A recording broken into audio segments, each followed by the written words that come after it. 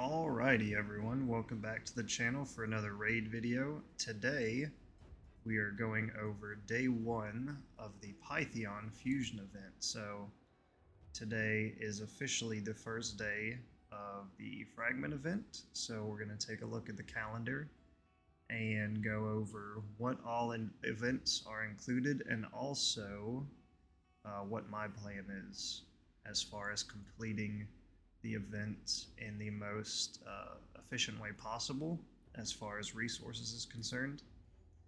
As you can see, I have plenty of energy, plenty of shards, go to the tavern, plenty of brews, plenty of chickens to complete the event, but just because I have a large amount of resources saved up does not mean that I'm going to approach this in an irresponsible way as far as resource management is concerned.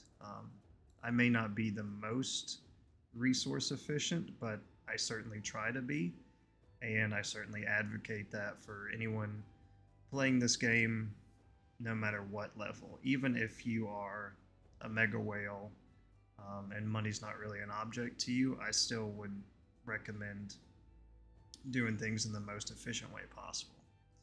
So with that being said, let's take a look at the calendar. So if you watch my previous video comparing this fragment event calendar to Mighty Uko, the first thing you'll notice in the bottom left is that the total amount of fragments available is the exact same amount at 155. Now, if you didn't watch my last video, I just want to let you guys know that you'll see 40 of those points come from tournament leaderboards. So if you are free to play, low spend, or new to the game, disregard those 40 points. Do not factor those into the points that you will be getting for the event. Most people who win those tournaments are spenders, either mid to large spenders. And if you plan on doing this free to play or low spend, just don't factor those in to your calculations of how many fragments you're going to get. So that leaves 115 available total fragments. You only need 100 to complete it. So with that in mind, as we go over the events and as they pop up in game, because I can't see all of them and I don't know what the point allotments are going to be, just keep that in mind when you're going through the event as far as what you can skip and what you can't skip. So that's it for the fragments available. Also real quick, I want to point out, if you look at the tournaments tab, you'll see a +5 in green next to all of these on the top row, and those are going to be the tournament leaderboard fragments. So you'll notice that the top events, or the top tournaments and the events, are different in that the tournaments have the +5, the events don't. So events are not, putting you against other players in the game. They're just simply events. The tournaments, those +5s are for winning the tournament. So, like I said, if you're free to play, low spend, don't even worry about those. Don't even factor them into your calculation. All right, let's talk about the most efficient way of going about this. So today we have Ice Golem starting, Champion Training starting, so those overlap. But if you notice, Dungeon Divers doesn't start until tomorrow. So me personally, what I'm going to be doing is very minimal champion training today. So what I mean by that is ranking up my 1 stars in the tavern, getting those to 2, and potentially, but most likely, not even ranking up my 2 stars. I'm really waiting for tomorrow so that I can triple dip in events. So what do I mean by that? So if you run Ice Golem today, and let's go in the game real quick. Where is Ice Golem as a tournament? So it's right up here. So if you run Ice Golem today, you'll be getting points for Ice Golem. You could potentially get all of the fragments for Ice Golem. However, you will be missing out on Dungeon Divers points. So you get points in Dungeon Divers events for getting artifacts and accessories from dungeons. So if you run Ice Golem today, or you do champion training today in campaign, you're going to be missing out on points for Dungeon Divers. So that's why I say wait to start everything tomorrow, even though I know today's the first day. It's very exciting. People have been anticipating this fusion. It's been hyped up a lot. I would suggest waiting till tomorrow, being Friday the 13th, to start this, because that's what I'm going to be doing. I'm not going to let hype and anticipation get the best of me. I'm just going to keep collecting resources, keep prepping, and get started on this tomorrow. Also, know that you have plenty of time, at least for these first 3 events, right? Ice Golem goes through Sunday, Champion Training goes through Monday, and Dungeon Divers goes Friday to Monday. So you have plenty of time, so there's no need to rush unless you know that you're not going to be able to play the game on those certain days. If you're like me and you have plenty of time, wait until tomorrow and pace yourself.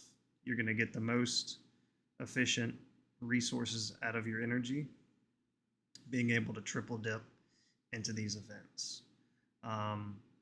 And if you're late game or end game, you could even potentially solo Ice Golem. You could have a solo champion built for Ice Golem, and then you can run food in Ice Golem and be doing Ice Golem champion training and Dungeon Divers all in the same event. Most people can't do that, but it's just a suggestion if you do have those capabilities. Staying on top of the tournament, Seb, Classic Arena Takedown. Like I said in my last video, this is really easy. If you're in gold, anywhere in gold, Classic Arena, you'll get this done no problem. If you're in silver, just make sure to hit as many people that you know you can win. And also, don't forget, you can refresh every 15 minutes. And most people will probably set one-man defenses for this, so it should be easy for everyone to get. Again, disregard the 5 extra points for winning, unless you have a lot of Classic Arena tokens saved up, or you plan on spending to refresh your Classic Arena tokens, or you're taking this as an opportunity to farm medals for your Great Hall. I would disregard the 5 tournament points. Then we have Fire Night Tournament after Classic Arena. This will also overlap with Dungeon Divers. So let's say you run Ice Golem until you get the 2250 points. You run Champion Training to get 8,000, I believe. Let's just go back in game and double check that. So it's 2250 for Ice Golem here. And then Champ Training, 8,000 is the max. And this may seem like a lot of points, right? You may look at this and be a little intimidated, but I'll show you how to complete this the most efficient way, what I'm going to be doing. And I'm also going to be uploading daily videos talking about my progress. So just watch out for those, and I'll make it, you know, it seems intimidating, but I'll make it seem a lot easier by the way I'm doing it. So let's go back to the calendar. And let's say you run Ice Golem until you get the fragments you need, Champion Training until you get the fragments you need, but you're still short on Dungeon Divers points. Most likely that's going to happen. I don't know why, but Dungeon Divers always seem to take a lot to complete. So I do like the fact that Ice Golem, Champion Training, and Fire Night all overlap with Dungeon Divers. I think that's a really good implementation by Plarium. But basically, don't panic on dungeon divers. Um, if you don't have it completed by the time you've completed champ training and ice golem, wait till Fire Knight goes live and then run Fire Knight, and that'll most likely complete your first dungeon divers event. Then you'll see we also have another champion training.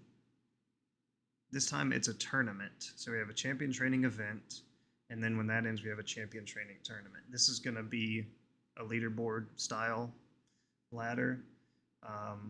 10 fragments from this. I wonder if they'll give the 10 fragments all at once, or if they'll split it 5 and 5. I guess we'll have to wait and see. But again, pretty simple, pretty straightforward, just leveling up champs. Don't blow all your resources on the first champion training event. Keep in mind, we have 2 champion training events, 1 event, 1 tournament. So don't go crazy on the first one and not have any resources for the second. Then we have a spider tournament, which again overlaps a second Dungeon Divers event, so that's good. I wouldn't, when it comes to the champion training tournament and the spider tournament, again, I would, well, you don't necessarily have to wait on this because champion training and Dungeon Divers overlap on the same day, so you can go ahead and get started on that. And then the next day, start on spider. That'll feed into Dungeon Divers. And those are the only 3 that you'll be able to overlap there. We go into another classic arena takedown. Again, that's going to be same as the first classic arena takedown. You're going to be doing the same exact thing. And then a dragon tournament. So the dragon tournament doesn't look like it overlaps any Dungeon Divers. It looks like the second Dungeon Divers event ends as soon as the dragon tournament begins. So you won't be able to double dip anything off dragon. But dragon's very easy. Probably the easiest dungeon in the game. Shouldn't have any issues with that. And I assume that all dungeon tournaments will have the same threshold of 2250 points. And you should account for 1 point of energy per 1 point in the tournament. So it's going to be about 2250 per dungeon tournament. So 2250 times 4 for Dragon, Spider, Fire Knight, and Ice Golem. So keep that in mind in terms of if you have the appropriate resources to complete it. Going down to the events tab, we covered champion training, Dungeon Divers, artifact enhancement. If you look, you'll see we have 3 artifact enhancement events. I don't remember for the previous fragment event what the threshold was for those, but a safe bet is to have about 20 million silver per event to complete it, which if you see we have 3 events, so 60 million silver. That's a lot of silver for anybody to be sitting on at one point in time. So if you don't have that amount, you have time to farm Ice Golem beforehand. Champion training, if you're running 12-3 Brutal, that's going to be your most efficient in terms of energy to silver to XP. So you do still have some time to farm up some silver. If you don't, look at these events, 1, potentially 2, as being events that you skip because you just don't have the resources. However, if you skip any of these, you'll most likely have to make up for it in either winning a tournament, which is unlikely, as I stated before, or fully committing to the summon events. So every event on the bottom, I think, is a repeat. So Enhancement 1, Enhancement 2, Enhancement 3, Dungeon Divers 1 and 2. So the only thing we haven't covered is Summon Rush and Champ Chase. So Champion Chase comes first. And another thing that I like is that it coincides with a 2 times Ancient event. So if you don't know, this weekend they're going to be doing a 2 times chances for getting epic and legendary champions from shards. So if we go back in game and look at the standard rates on ancients, 91.5 for a rare, 8 for an epic, half of 1% for a legendary. These will double starting tomorrow on Friday the 13th. This will go to 16. This will go to 1%. Again, don't think that a 2x event means that every other shard you pull is going to be a legendary. 10x rare pulls are still very, very common. You will see people with crazy luck pull a legendary, or multiple in, 30, 40, 50 shards. But most likely, the way that I'm going to approach this, because it is a champion chase, not a summon rush, is I'm probably going to pull the fragments, at least 1 or 2 that I have saved up for the points, and then minimal pulling of shards to complete it. So we don't know what the threshold is as of right now, but I'll make another video when that event goes live and go over what my plans are. But as of right now, I have plenty of shards to complete it. I don't want my ancients to drop below 150 in case they come up with a guaranteed ancient champion and it's a good one. And I do have these fragments saved, so I can summon any of these. If I had to choose right now, I'd probably summon Mighty Uko, build them for Arena, build them for Hydra.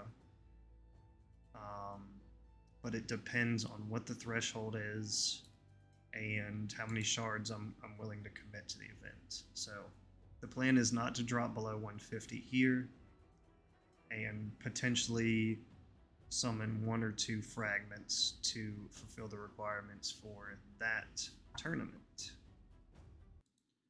Alright, what else do we have here? So that's Champion Chase. So again, Champion Chase is based off of the quality of the champions you pull, not the type of shards. Whereas Summon Rush, starting on the 20th, that is based off of shards. Normally, in the past, a standard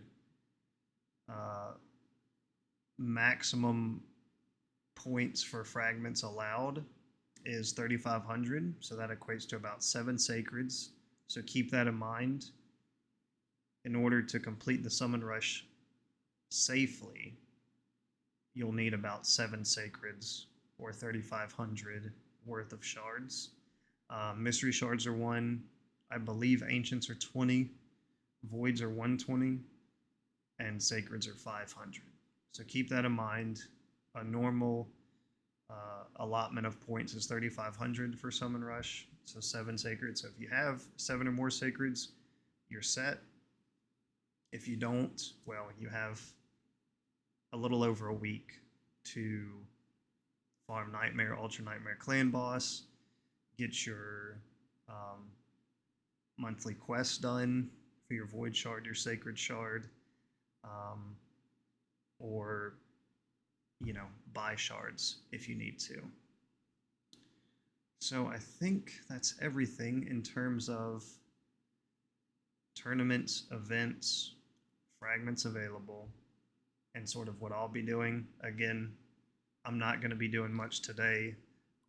I can go in game and show you, you see I have almost capped on champions. These are a lot of food champions I have saved up. And I've also been buying 2 stars from the market. So all these are going to be food when champion training goes live tomorrow. But really all I'm going to be doing today is grabbing like a 1 star, putting a brew, 3 champions into it, and then upgrading it. And I may, only do this 5 or 6 times. I'm really not going to commit I'm only going to commit very little, if any, resources to this today, just because I want to overlap as many events as possible. But in my video tomorrow, I'll go over that if I did anything today, where I'm starting at, where I'm stopping at. I can tell you right now, for champion training, I'm gonna try to max this out, just because 12,000 points for a legendary tome is pretty cheap. Legendary tomes are hard to come by now, especially since they're replacing rewards with these shitty anniversary points. So I'll most likely try and max this out. Also, you know, champion training is a good time to build up food to make 6 stars or level 6-star champions that you already have, because you're never going to regret having food champions for future champs. You're also never going to have enough 60s. So champion training is a good event. I like it, even if the rewards are pretty crap up until this legendary skill tome, which is really the only thing I care about. I think I have like 200 epic skill tomes, so I'm not really worried about this. And this shard is, you know, this one ancient shard is laughable in terms of rewards. So I'm going to be going for 12,000 points here. Can't see Dungeon Divers event because it's not live yet. I've done the Fusion warm-up. I'll finish this today at reset, even though, again, these rewards are pretty minimal. But, I mean, it's just 20 mystery shards, so it's very easy to do. So I'll do that. Ice Golem, I'm only going to do 2250. I don't like Ice Golem. I don't like the gear. I'm just going to be running stage 20 as fast as I can to complete this, and then once I get 2250, I'm going to stop. Again, I don't care about the epic book. It's not really useful to me. I'm not going to try and win this tournament because I don't like Ice Golem and I don't like the gear. And we can't see Champion Chase because this hasn't started either. So that's the plan as of right now. Let me know what you guys think. Let me know in the comments if you're going for it, if this video was helpful, if you have any questions. And I'll be posting daily videos on what I'm doing, how I'm doing it, and for the dungeons and stuff, I'll also be posting the teams I'm using in case you're wondering about that. And yeah, that's all for this video, so make sure to leave a comment, like the video, subscribe to the channel, and I'll see you guys tomorrow.